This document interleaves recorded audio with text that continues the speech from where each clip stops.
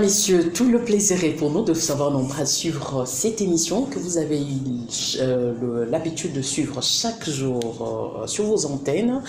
Aujourd'hui, nous recevons sur ce plateau le président de la dynamique pour le veille des consciences patriotiques, Berkmans Kongolo. C'est de lui qu'il s'agit, à qui nous disons bonjour. Bonjour.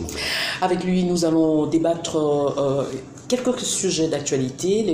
L'actualité reste dominée par la disparition du haut représentant, du chef de l'État, Kitenge. Nous parlerons également au cours de cette émission de la loi Lutundula qui fait déjà débat. Plusieurs voix s'élèvent pour contester déjà quelques dispositifs. Nous parlerons également d'autres sujets d'actualité. Déjà, d'emblée, je m'en vais vers mon invité pour commencer avec lui sur cette disparition du haut représentant du chef de l'État qui nous a quittés hier dans les avant-midi. Comment est-ce que vous avez ressenti cette disparition de ce grand homme dont nous avons recueilli plusieurs témoignages? Merci beaucoup, madame. Le patriarche notable du Grand Kasaï, serviteur de la République, un infatigable combattant du bien-être de compatriotes, Kitenge Yezu, a rendu l'âme hier. C'était une nouvelle que j'ai reçue de manière très surprenante. Je m'y attendais le moins, d'autant plus qu'il y a un service que j'avais à lui demander. Je devais le voir pour un cas assez important qui nécessitait absolument son implication. Mais que l'on me dise qu'il est décédé, j'avais douté, je n'y avais pas cru parce qu'il n'était pas malade. Il était bien portant, mais Dieu avait décidé de le prendre dans les conditions de sainteté. Quelqu'un qui ne passe pas par une souffrance atroce, qui ne fatigue pas l'entourage, que l'on ne dise pas aujourd'hui qui va faire la garde, qui va amener à manger à l'hôpital, la facture est de combien. Non, quelqu'un qui s'en va en toute quiétude, en toute tranquillité comme il a vécu. Donc, paix à son âme, il a servi la République, environ 60 ans au service de la République. C'est une grande perte pour la République. Et au nom du Grand Kasaï Fondation, dont je suis le président du conseil d'administration, j'adresse mes très sincères condoléances à la famille biologique, à l'ensemble de la communauté et ensemble de compatriotes qui compatissent. Hormis la politique, est-ce que vous avez connu personnellement ces grands hommes en la personne de Kitenge Yezu? Oui, je l'ai connu personnellement parce que c'est... Et en termes peut-être de souvenirs qui vous ont plus marqué pendant sa vie sur la terre des hommes? Oui, à un moment, sous le maréchal Mobutu, ceux qui pensaient que c'était un profiteur, quelqu'un qui s'accrochait pour des raisons de ventre, sa réplique était retenue à travers toute la République. Quand il a rappelé que ceux qui parlent ici étaient en train de ramasser des chenilles quand nous on mangeait la tomate crue en Europe, ça lui a valu le surnom de tomatier. Ça lui restait collé à la peau très longtemps. Il est tuteur d'un ami, François Lebref, dont il avait pris en charge les études, ce qui m'a permis de le connaître un peu plus, de m'approcher de lui, et très allié à notre patriarche, pour qui j'ai beaucoup de respect, le vieux Jacques Chimbombo Mukuna. Ça fait que chaque fois que je l'ai vu, ils étaient toujours à deux. Chaque fois qu'ils m'ont appelé, l'un m'appelle, quand j'y vais, je les trouve à deux. On a beaucoup échangé parce que nos responsabilités sur la communauté exigeaient qu'on maintienne, pas exiger, exige qu'on soit en bon terme avec tous les notables, avec l'ensemble de la communauté. C'est ce qui a permis qu'on se fréquente assez souvent. Mais aujourd'hui, le haut représentant du chef de l'État est parti au moment où le pays avait encore besoin de lui, hein, avec tout le rouage politique, le Nyiragongo, l'état de siège de ça, ainsi que d'autres sujets vraiment très capitaux qui nécessitaient vraiment son apport. Est-ce que vous pensez que le chef de l'État va arriver à surmonter cette épreuve si facilement? Ben, le président de la République, lui-même d'abord, est toute une institution. Lui-même, lui en sa propre personne, est toute une institution. Okay. Mais aussi, il a un cabinet. C'est à ce niveau-là que les apports, les contributions des uns et des autres sont nécessaires. Son Excellence, Monsieur le Président de la République, peut se ressourcer auprès de n'importe quel compatriote, auprès de n'importe quel être humain, dès lors qu'il estime que sa pensée, sa contribution, sa réflexion peut lui être nécessaire. Mais à la trompe du haut représentant, Kitengezo, est-ce que vous pensez qu'il sera facilement remplaçable du coup? Non. Chacun a ses particularités, chacun a les traits difficilement duplicables de son identité. Chacun reste lui parce qu'on a le droit à la différence. On est différents les uns des autres. Par respect à ce droit, chacun reste seul. Son ADN, c'est son ADN. Donc, dire comme ça qu'on va oublier du jour au lendemain tout ce qui le caractérisait, lui, non, ce n'est pas possible. Ce n'est pas possible, mais la vie ne va pas s'arrêter là. Okay. Il sera honoré, il sera dignement enterré, et le chef de l'État, qui l'avait extirpé du lot des millions de Congolaises et Congolais, trouvera sûrement le moyen de combler ce vide-là autrement. Vraiment, nous exprimons toutes nos compassions au chef de l'État. Je crois qu'il va suivre cette émission. Toutes nos compassions d'avoir perdu un si grand homme en la personne de Kitengezo et aussi à la grande famille de l'Union Sacrée. Passons à un autre sujet.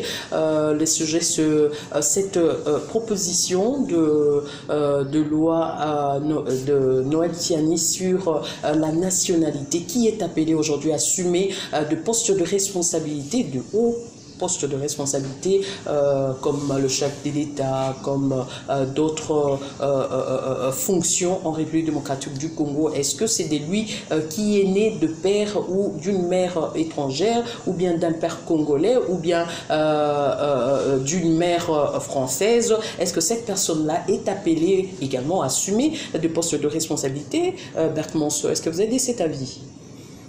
Je partage le point de vue du professeur Noël Tiani Mwadianvita. Pour la simple et bonne raison qu'ici nous avons la possibilité d'harmoniser ce qui distingue la nationalité de l'origine. On a une origine, c'est une chose qui nous est donnée par Dieu. Et puis on a une nationalité qui est une valeur relativement discutable. Mais on se pose la question, aujourd'hui, pourquoi est-ce qu'on veut s'accrocher à cette question sur la nationalité? Est-ce que vous pensez que le moment est propice, ou bien cette question est encore d'actualité aujourd'hui? Cette question a toujours existé avec l'existence de... On a vu cette question être soulevée et partir comme ça, sans être débattue, et du fait qu'il y a plusieurs personnes, même les autorités, qui se retrouvent dans cette rouage de double nationalité. Oui, excusez-moi madame, je rapporte la préoccupation des téléspectateurs et des internautes. Ok. ils m'ont fait observer que quand vous posez des questions, vous ne me laissez pas le temps de répondre. D'accord, je On vous dirait concède. que je viens sur votre plateau pour vous aider à faire, Je vous concède. vos communications. Non, vous pouvez alors répondre. que vous m'appelez pour que moi je réponde aux préoccupations du public. Répondez à la question. J'aime qu'ils sachent que j'ai été sincère, j'ai rapporté. Comme ça, si on m'étouffe, je ne réponds pas. Redites Ce n'est pas de maintenant à notre madame, intention de vous étouffer, on vous laisse le champ libre de vous exprimer. est-ce que c'est opportun? On a soulevé la question, on l'avait abandonné. Est-ce que vous estimez que c'est le... Je dois réagir à tout ça. Réagissez. Maintenant, quand vous entassez les questions, vous les évoquez, mais vous les passez, ça gêne les téléspectateurs et les internautes. Répondez alors. J'étais en train de dire que cette question est d'actualité depuis que le monde est monde. Okay. Parce que Dieu qui a créé le monde a fixé les peuples sur des portions de terre bien précises. Alors il n'y a pas un moment où on va dire tel est africain, tel est américain, tel est euro. Non, ça existe depuis que le monde est monde. Alors, l'origine, ça veut dire votre arbre généalogique se situe sur quelle portion de terre? Ça, c'est lié à la nature. Maintenant, la nationalité est un choix que l'on peut opérer par rapport aux opportunités, par rapport aux enjeux qui se présentent devant soi. On ne peut pas, dans un pays comme le nôtre, la République démocratique du Congo, où majoritairement nous sommes issus, nous sommes nés des pères et mères de nationalité congolaise et d'origine congolaise. Mais le fait de la colonisation a fait que certains étrangers, certains non originaires, certains arrivistes, visiteurs, ont fait des enfants avec nos compatriotes. Ils sont minoritaires, ceux qui sont dans ce cas. C'est beaucoup plus les compatriotes qui se retrouvent à la frontière, aux limites de nos 9 frontières avec les pays voisins. Et évidemment, le fleuve qui avait servi d'entrée aux explorateurs. On ne va pas sacrifier tous les millions de Congolais qui ont l'origine et la nationalité congolaise.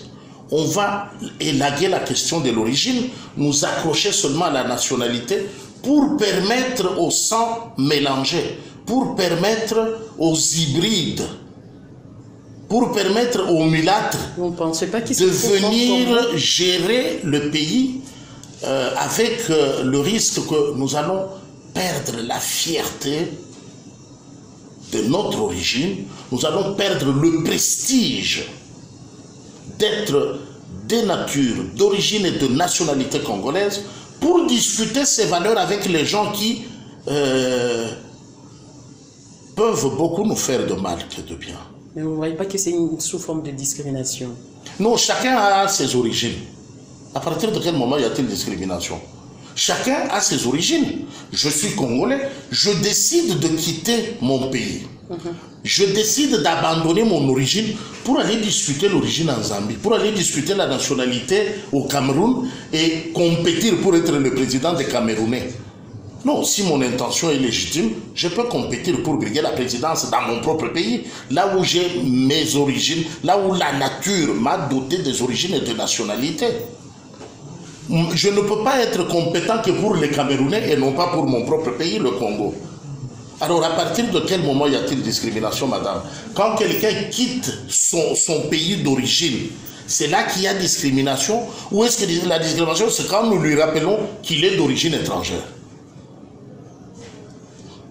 Mais aujourd'hui, quand même, nous nous retrouvons avec de sons mélangés. Mais est-ce que c'est une occasion pour nous de mettre ce personne-là dehors notre pays, ou bien le priver de s'engager à de postes de responsabilité? Non, madame, nous sommes un pays hospitalier, nous savons vivre avec les autres. Vous pouvez être de n'importe quelle nationalité, vous venez, les Indiens, les Libanais, les Chinois sont là en grand nombre, personne ne les inquiète. Aujourd'hui, on a des Congolais qui ont fait des enfants avec des Chinois. Est-ce que ces enfants-là n'ont pas le même... D'aller briguer la présidence en Chine.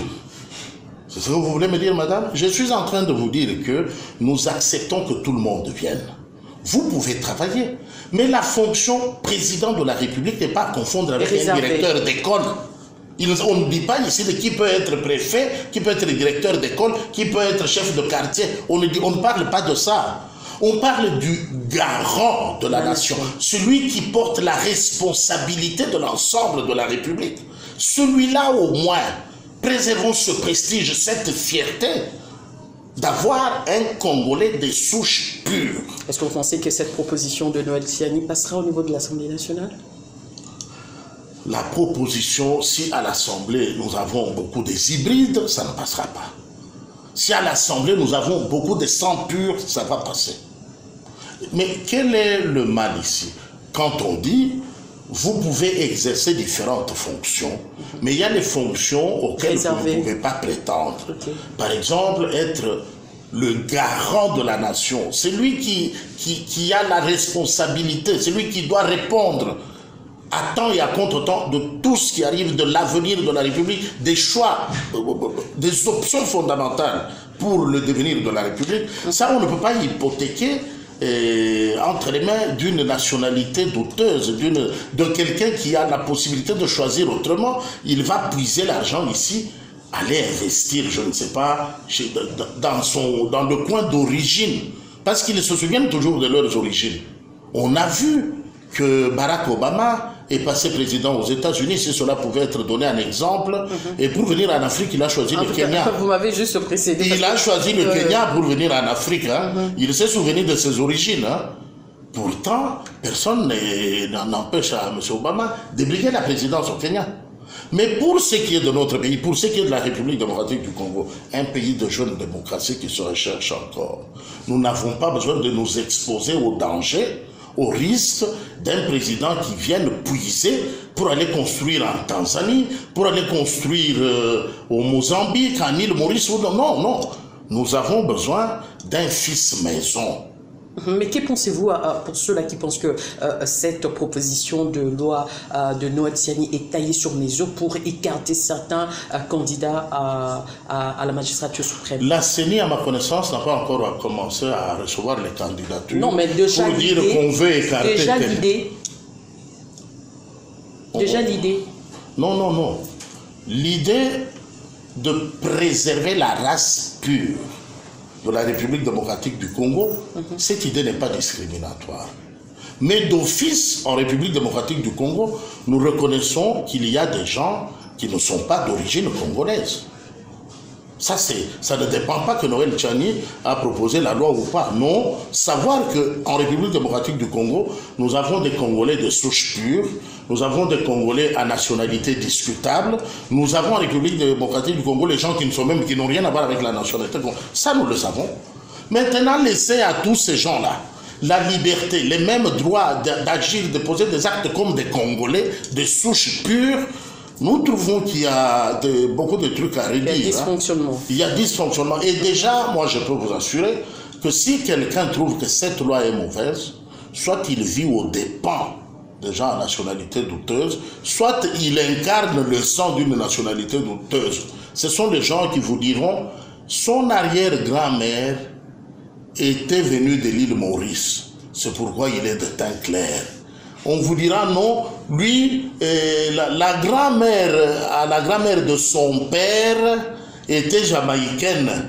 Ce sont des gens comme ça qui vont dire non, non, nous pouvons seulement rentrer en Jamaïque, aller briguer la présidence. Nous, on n'a pas de problème. Noël Tiani ne dit pas que celui qui n'a pas la nationalité par origine ne peut pas aller briguer la présidence dans son pays d'origine. Ça, il ne dit pas. Il dit c'est pour la République démocratique du Congo, pour privilégier, pour laisser ce prestige au moins aux Congolais de race pure. C'est tout ce que nous pouvons préserver. Notre fierté nationaliste, la fierté d'être patriote. Et qu'est-ce qu'on va en faire? De lors que n'importe qui peut nous diriger à la plus haute responsabilité de l'État. Non, Présidence de la République, laissez aux Congolais. Mais... Présidence de l'Assemblée nationale du Sénat, laissez aux Congolais. Au sang pur.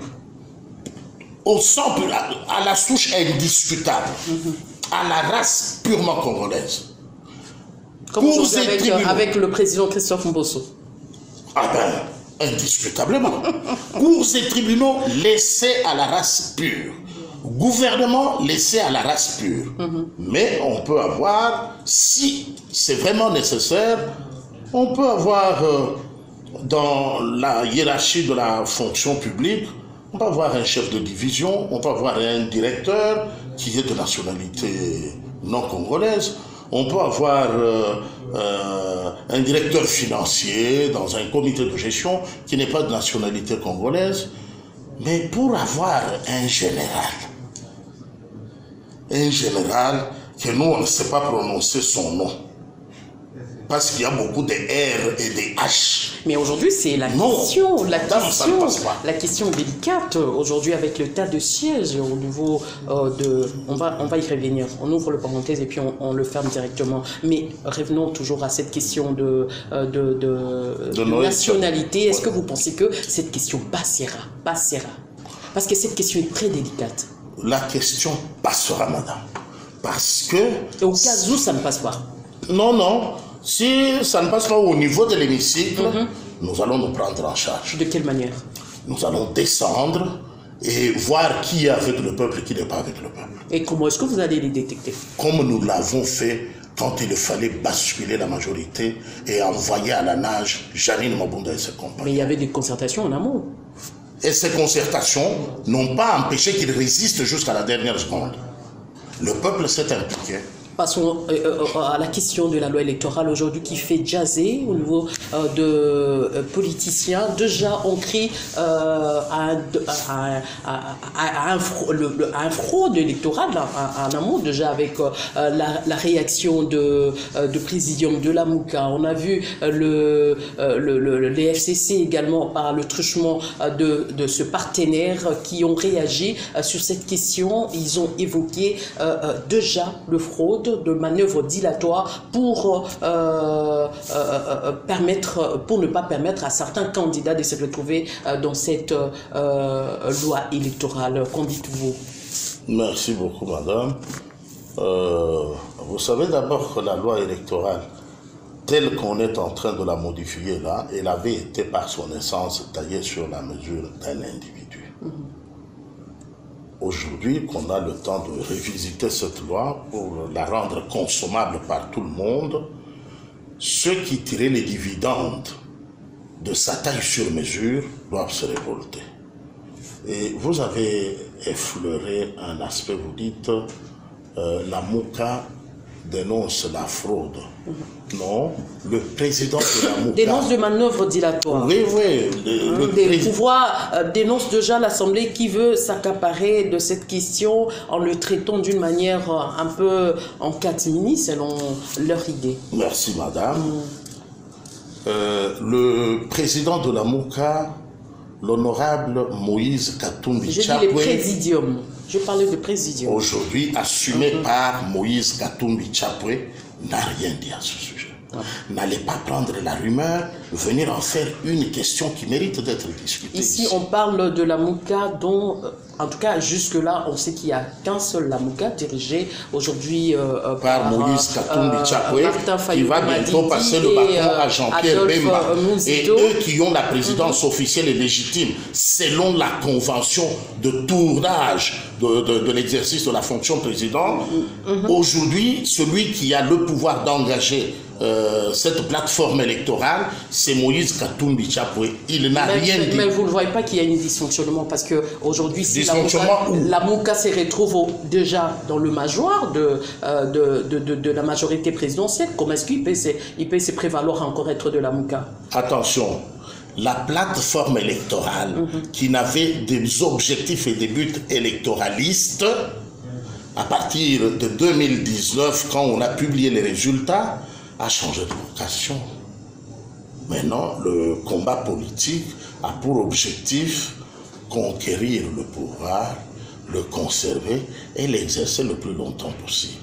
Maintenant que vous vous rendez compte que Monsieur Moïse Katumbi Chapwe, président en exercice de la MOUCA, Jean-Pierre Bemba, qui va bientôt prendre la relève de Moïse Katumbi, laquelle présidence venait d'être assumée par M.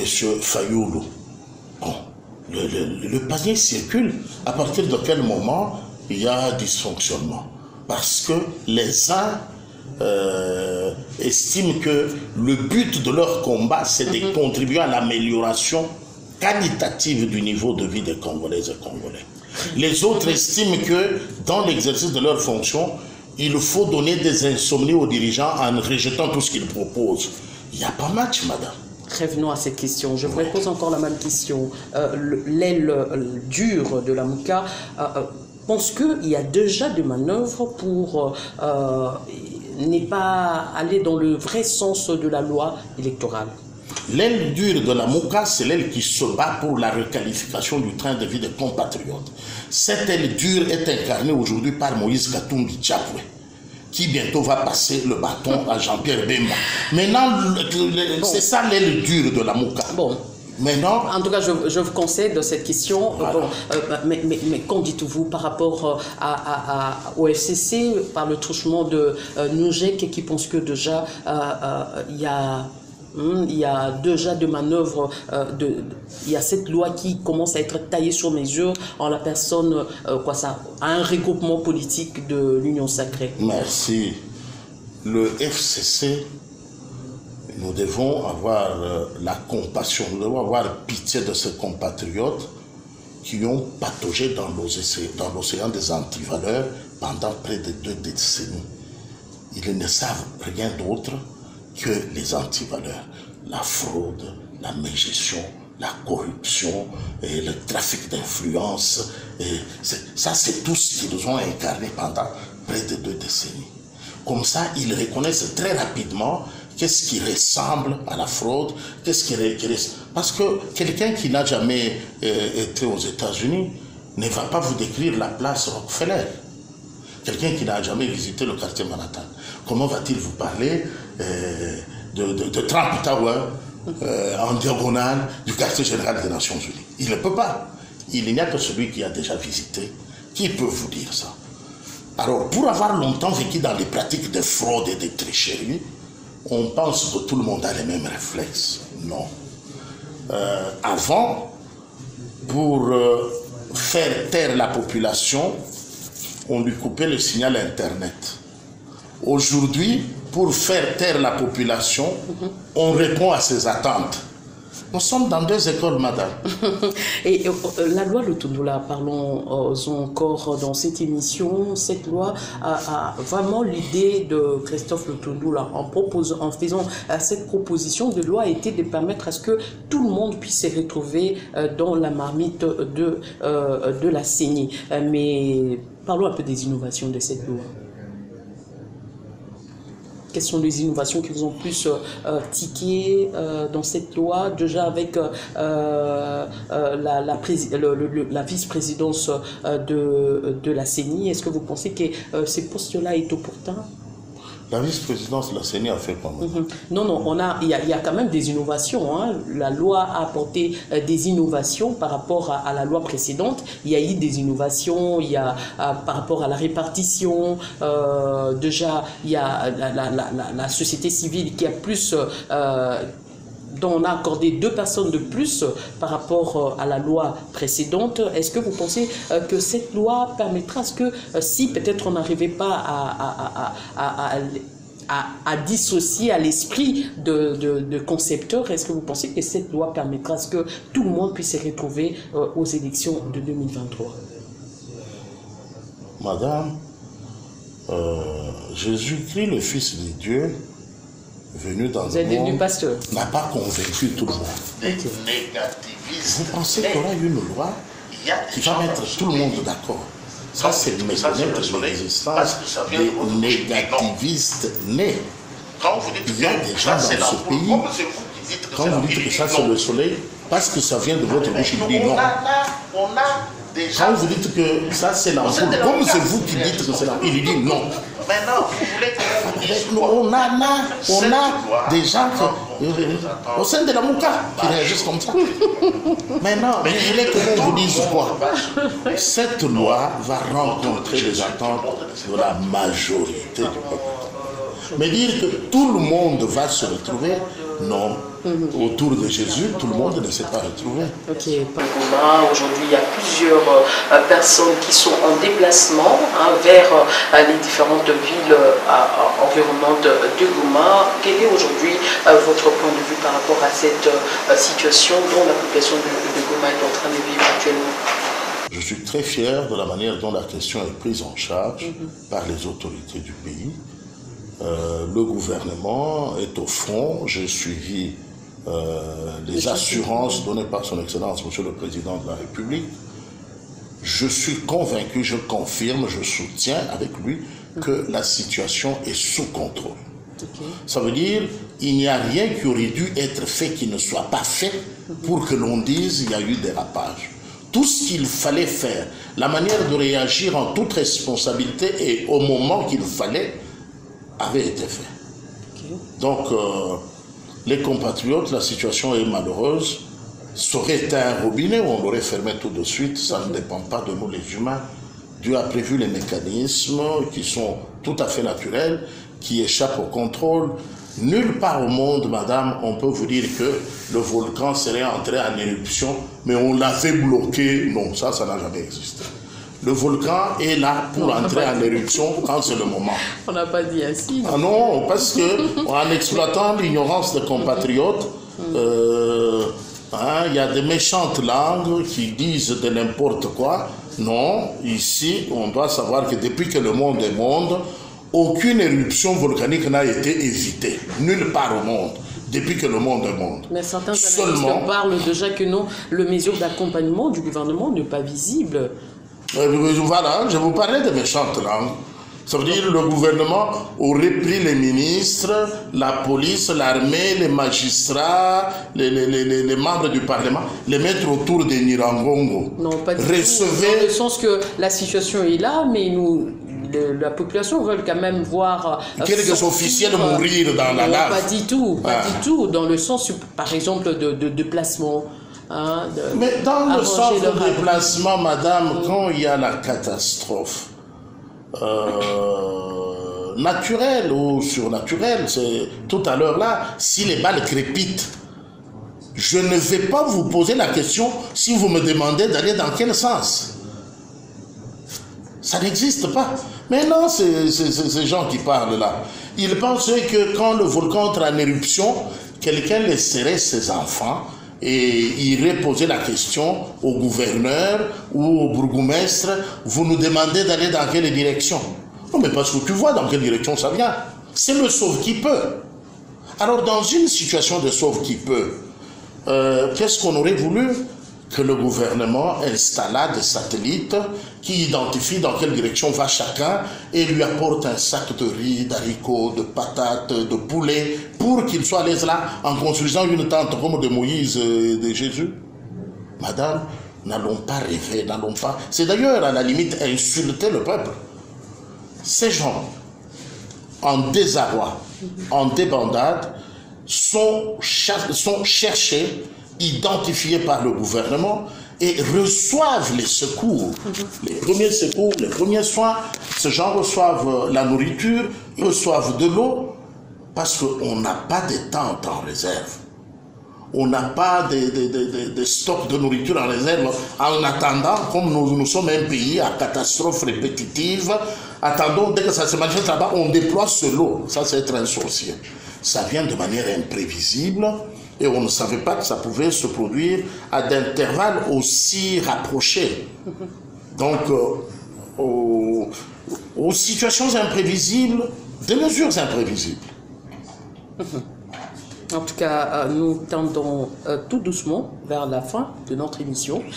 Nous n'allons pas nous séparer sans pourtant parler de la situation actuelle, de votre dynamique du Conseil, ça de veille de conscience de patriotes congolais. Aujourd'hui, quelles sont les activités dont vous avez à votre charge actuellement sur terrain? Actuellement, nous travaillons justement d'abord à reprendre l'élan tel qu'il était quand la pandémie nous avait mis en veilleuse. Et nous sommes préoccupés. Je suis coordonnateur général de la dynamique pour l'éveil de la conscience patriotique. Je suis président du conseil d'administration du Grand Kasaï et je suis président national des Amis du Kasaï oriental pour le développement. Donc la société civile, c'est mon affaire. Donc c'est votre affaire. Nous sommes en train de voir dans quelle mesure écrire entre les lignes par rapport au combat contre les antivaleurs au niveau des structures établies, dans les écoles, dans les établissements d'enseignement, dans les entreprises. Qu'est-ce que l'on appelle antivaleurs et comment combattre cela? Nous sommes en train de planifier à travers de séances publiques que nous allons reprendre de manière ciblée vers les établissements, les structures organisées. Et notre voix, une fois relayée, si on s'approprie notre combat par une, deux, trois personnes dans une structure élaborée, nous pensons que ça va prendre l'élan. Mais laissez-moi vous dire, en rapport avec mes responsabilités au niveau de la province du Kasaï oriental, que nous sommes en train de travailler pour affirmer le profil du prochain gouverneur. Parce que beaucoup des arrivistes pensent qu'ils peuvent compter sur les relations. Bon, moi, le chef de l'État me connaît. Moi, je viens de Bruxelles. Moi, j'étais à Paris. Moi, pour aller briguer le gouvernorat au Kasaï oriental. Non, ça ne passera pas. S'il faut qu'on se lève, qu'on fasse des marches pour dénoncer que la province du Kasaï oriental n'est pas monnayée contre les amitiés, nous le ferons. Nous avons un profil suffisamment élaboré de quelqu'un qui a mis tous les notables d'accord pour gérer la personne non, la primeur, ce n'est pas à moi de le dire, c'est à son Excellence, Monsieur le Président de la République. Il n'a qu'à voir les CV qui sont sur sa table, tout ce qui est diaspora écarté, tout ce qui touche au diamant écarté. Laissez l'expertise gérer la province. Ça, c'est le combat ultime qui nous préoccupe pour le moment, parce que si ça se passe comme nous l'avons prévu, nous allons nous déployer comme en 2007 pour voler au secours de ce nouveau leadership au niveau de la province, faire en sorte qu'on prenne, qu'on soit le moteur, la plaque tournante, comme ce fut le cas en 2007, où nous avons battu le record de la production agricole en ramenant la mesure de maïs de 3600 à 800 francs congolais, sans être inscrit au budget de l'État, sans apport extérieur. Donc, c'est possible, nous allons le refaire. Mais si on nous met un arriviste, nous allons choisir le camp du combat. Voilà. Vous êtes terrible, hein? Voilà. Mais aujourd'hui, le DCP, à combien d'âge? C'est depuis combien de temps qu'il existe? La DCP, Dynamique pour l'éveil de la conscience patriotique, a existé depuis 2019. Parce que, avec la vocation d'accompagner le nouveau leadership. C'est comme ça que nous réagissons. Il y a un nouveau président de la République qui incarne une nouvelle vision.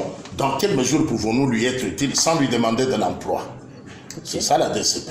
On n'est pas des chercheurs de postes. Je ne viens pas trop parler pour qu'on me remarque et qu'on me dise viens faire ceci. Non, je suis déjà assez bien comme ça.